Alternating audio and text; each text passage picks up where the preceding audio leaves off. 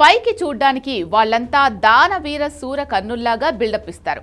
10 పరకా దానం చేసి మాకంటే గొప్పోళ్ళు ఈ భూమి మీదే లేరు అన్నట్టు మార్కెటింగ్ చేసుకుంటారు.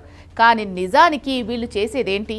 అడ్డమైన యాప్స్ని ప్రమోట్ చేయడం, ప్రజల ప్రాణాలతో ఆడుకునే ఆ కేటుగాల నుంచి భారీగా రెమ్యునరేషన్లు తీసుకొని ఆస్తులు కొనుక్కోవడం, అమాయకుల రక్తంతో తడిచిన ఆ డబ్బులో కొంత భాగం మళ్లీ అమాయకులకే పంచి తామేదో దేశాన్ని ఉద్ధరిస్తున్నట్లు ఫీలింగ్.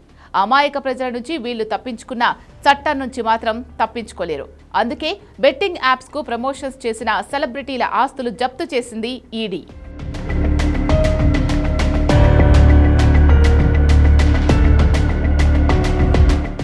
సెలబ్రిటీలు చేసే దాన ధర్మాల గురించి మాట్లాడుకుంటే అందరికీ ఫస్ట్ గుర్తొచ్చే పేరు సోనూ సూద్. అవసరం ఉన్నవాడికి వెనకాడకుండా సాయం చేసి మార్కెట్లో మంచి పేరు సంపాదించుకున్నాడు సోనూ సూద్. కరోనా టైంలో మొదలైన ఆయన సహాయాల పరంపర ఇప్పటికీ కొనసాగుతోంది.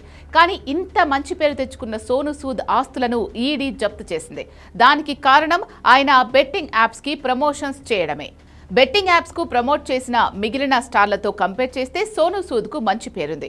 ఎందుకంటే ఆయన చేసిన సహాయాలు సోనూ సూద్ కు ఆ పేరు తెచ్చిపెట్టాయి. కాబట్టి ఆయన ప్రమోట్ చేస్తే ఖచ్చితంగా ప్రతి ఒక్కరూ నమ్ముతారు. ఈ నమ్మకాన్నే బేస్ చేసుకున్నాయి కొన్ని బెట్టింగ్ కంపెనీలు. వెంటనే సోనూ సూద్ కు భారీ రెమ్యునరేషన్ ఇచ్చి ప్రమోషన్స్ చేయించుకున్నాయి. ఇది చూసి చాలా మంది బెట్టింగ్స్ వేసి అప్పుల పాలై కొందరు ప్రాణాల మీదకి తెచ్చుకున్నారు. కొందరైతే ఏకంగా ప్రాణాలు తీసుకున్నారు కూడా. ఇంతమందికి సహాయాలు చేసిన సోనూ సూద్ కు ఈ బెట్టింగ్ యాప్స్ ప్రమోట్ చేయడం తప్పు అని ఎందుకు తెలియలేదు? ఎవరు చెప్పలేదా? లేదంటే మంచి రెమ్యునరేషన్ వస్తోంది కదా అని తప్పని తెలిసినా చేశారా? ఇవే ఇప్పుడు సోనూ సూద్ విషయంలో సమాధానం రావాల్సిన ప్రశ్నలు.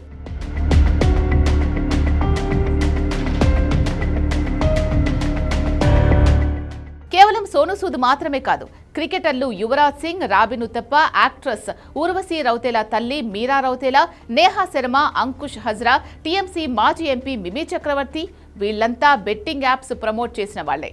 వీళ్లందరి మీద కూడా ఈడీ కేసులు నమోదు చేసింది. 1xBet అనే ఆన్లైన్ బెట్టింగ్ యాప్ను వీళ్లు ప్రమోట్ చేశారు. దీని ద్వారా మనీ లాండరింగ్ మాత్రమే కాకుండా అక్రమ లావాదేవీలు కూడా జరిగాయనే ఆరోపణలు తెర మీదకొచ్చాయి.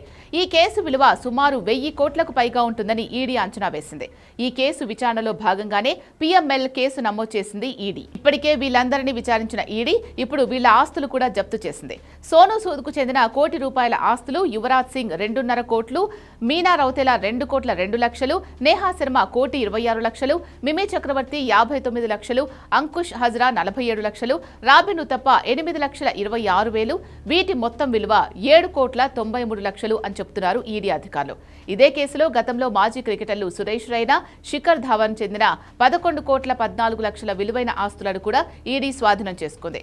బయట చిన్న చిన్న దానాలు చేసి గొప్పోలలాగా తమను తాము మార్కెటింగ్ చేసుకునే వీళ్లు ఇలా బెట్టింగ్ యాప్స్ ద్వారా డబ్బు సంపాదించాలని తెలియడం ఇప్పుడు సంచలనంగా మారింది. ఆస్తులు జప్తు చేయడం కాదు, ఇలాంటి వాళ్లను అరెస్టు చేసి లోపలేయాలి అని అంటున్నారు నెటిజన్లు.